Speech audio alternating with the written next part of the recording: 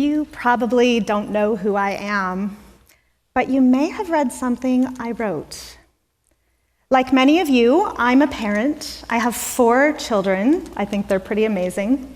I love my job in student services at a college in Boise, Idaho. On the surface, my life probably looks a lot like yours. But chances are good my normal is not your normal. I live with a son who has a serious mental illness. On December 14th, 2012, 2 days after I had to place my then 13-year-old son, let's call him Michael, in an acute care mental hospital, a young man named Adam Lanza killed his mother. He then went to an elementary school in Newtown, Connecticut, where he shot and killed 20 first graders, 6 brave educators, and himself. My second thought on hearing that horrific news was probably similar to your first thought, especially if you have young children. I wanted to rush to my kids' elementary school to hold my 2nd grade daughter and my 4th grade son in my arms. But my first thought was something else. My first thought was, what if that's my son someday? That night, I sat down and wrote my truth. I told about the years of missed diagnoses, medications that didn't work, costly therapies. I shared my fear at my son's unpredictable and sometimes violent rages, and my heartache as a mother watching her child handcuffed and put in the back of a police car. This is some of what I wrote. This problem is too big for me to handle on my own. Sometimes there are no good options, so you just pray for grace and trust that in hindsight, it will all make sense. I am sharing this story because I am Adam Lanza's mother. I am Dylan Klebold's and Eric Harris's mother. I'm James Holmes' mother. I'm Jared Loeffner's mother. I'm Sung Hui Cho's mother. And these boys and their mothers need help. In the wake of another horrific national tragedy, it's easy to talk about guns, but it's time to talk about mental illness. I sent this anonymous cry for help screaming into the internet abyss. And to my surprise, I heard an echo. Like many people who write about mental illness, I blogged anonymously. The next day, my friend Nathaniel Hoffman, one of the few people who ever read my blog — no one reads your blog if you blog. They don't. He also happens to edit Boise State University's online journal, The Blue Review. And he called me up and he said, "Liza, I want that story." And I was like, "Sure, Nate, you can have it. It seems like people are interested in it." It was already circulating on a lot of people's Facebook pages and anonymously. And he said, "Great, and I want you to put your name on it." Whoa. Now, I wasn't worried about what people in San Antonio, Texas, or New York City, or Tokyo, Japan would think when they found out that I was the mother of a son with a serious mental illness. Oh no, I was worried about my own community. What would my friends think? What would Michael's friends think? What would our church group think? What would my coworkers think? Would I lose my job and the health insurance that I needed to give my son care? All of these thoughts went through my head. But then Nate said something that changed the way I think about mental illness forever. He said, "Until people are willing to put their names on these stories, this isn't real." And he's right. When we don't own our stories and our sorrow, mental illness becomes somebody else's problem. Well, I'm here to tell you today that mental illness is my problem, and it's my son's problem, and I want to convince you that it's your problem too. 1 in 5 children in the United States has a serious and debilitating mental disorder. 1 in 5. If I told you today that 1 in 5 children in the United States would be diagnosed with cancer this year, we would have family 5K runs, we would pull out our checkbooks, we would have bake sales and fundraisers, and we would come together to help those children, help those families, and we would solve the problem of childhood cancer, wouldn't we?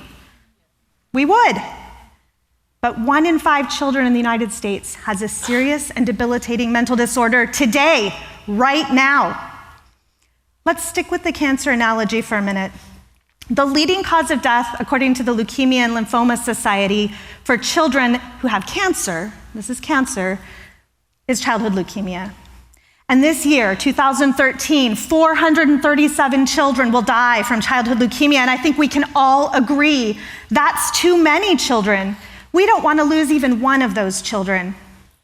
I was in the grocery store just last week. I saw a beautiful picture of a little boy, and next to it was a sign that said, "This little boy has leukemia. Won't you donate to help?"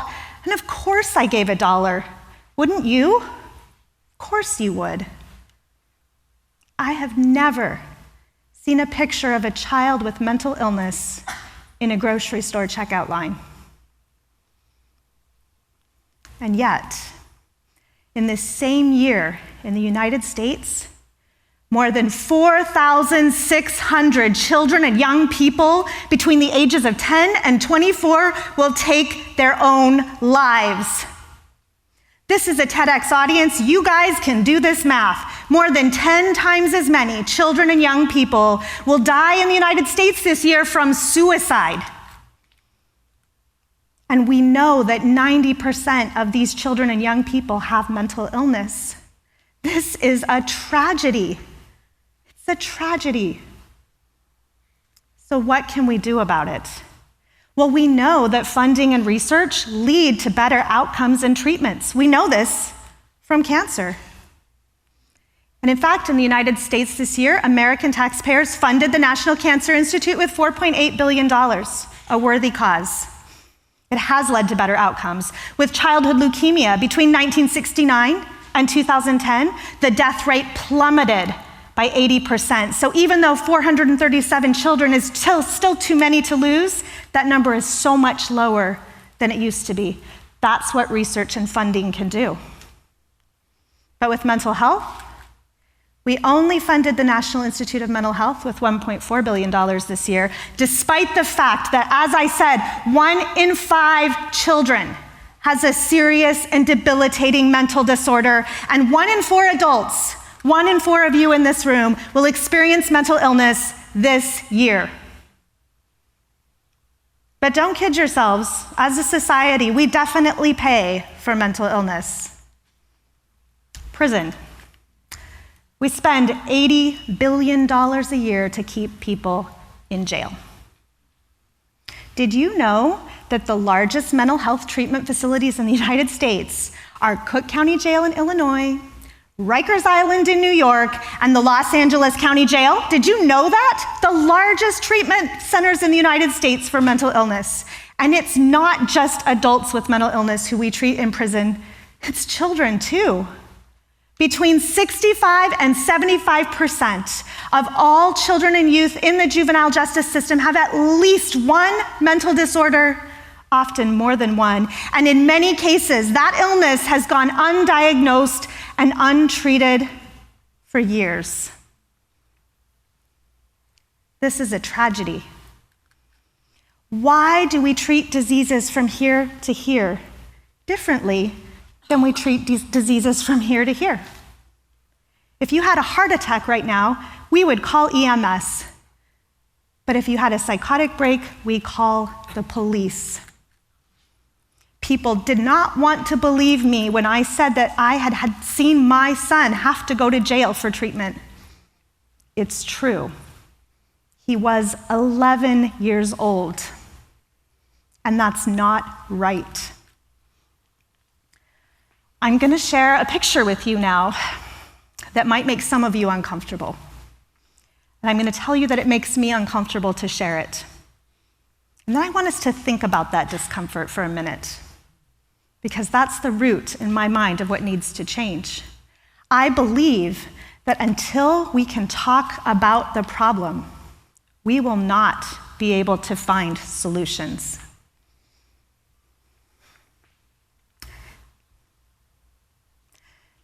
This is a picture of my son, Michael.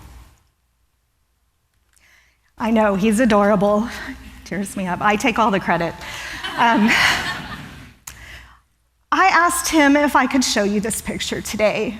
And he said, "Sure, Mom, I don't look anything like that anymore." And it's true, he's 14 years old. He's taller than I am. It's amazing how that goes. And I said, "Well, okay, let's play that out. Can I show a picture of what you look like today?" And he said, "Well, you know, if you were just going to talk to people on the East Coast, I'd probably be okay with that because nobody on the East Coast knows who I am." So I had to explain the concept of the World Wide Web to him. And he got it. And he said, "No, you know, let's just use the one from when I was little because I don't want people to think that I'm a bad kid." My son has mental illness. He is not a bad kid. He has more heart than most children I've ever known. He tries so hard to live with his disability, and he is very, very brave. But as a mother, I feel a little guilty. Like I said, I feel a little guilty showing you this picture because my critics, the ones who said that I had harmed my son's future irreparably, some of you might have read that. I'm here to tell you my critics are right. They're right. I became an accidental advocate when I chose to put my name on my story. And the consequences for my family have been devastating. I was asked just the other day, well, stigma's over for mental illness now, right? There's no stigma. I'm here today to tell you stigma is alive and well. In fact, I would say the stigma meter has not budged since 1999 when NAMI published a report called Families on the Brink. People in this room may identify with that statement. Some of you here today may be families on the brink, and you know what I'm talking about. So what can we do? I talked to Michael about this. I suggested he invent a time machine. I think a time machine would be great. He's always talking about it, and I could just go back in time and not put my name on the blog. And he said, "No, Mom, that's not gonna work." He said, "Besides, I did invent the time machine, so in the future, and you didn't go back in time, and I don't know." It's very complicated to me. So we decided we have just a little task ahead of us instead, but we need, or I should say we want, your help. We desperately want your help. We want to change the world. In the world of 2013, the stigma of mental illness is still pernicious and pervasive. It will deny my son opportunities that other children have. So what do we have to do? We have to end stigma. We have to. Just the other day, a good friend of mine called in tears. Her 7-year-old daughter, beautiful little girl, had just been diagnosed with conduct disorder. This is a very serious behavioral disorder. She called and she said, "Liza, this sounds terrible, but I wish that my daughter had been diagnosed with cancer. I wish she had. At least with cancer, we have a treatment plan. At least with cancer, we can talk to other families. We can tell our friends and they're supportive and they bring casseroles." When you're the mother of a child with a serious mental illness, you're not supposed to talk about it because we don't talk about mental illness. Well, that's why I'm here. I'm here because I know how that mom feels and because I am Michael's mother. And we need your help.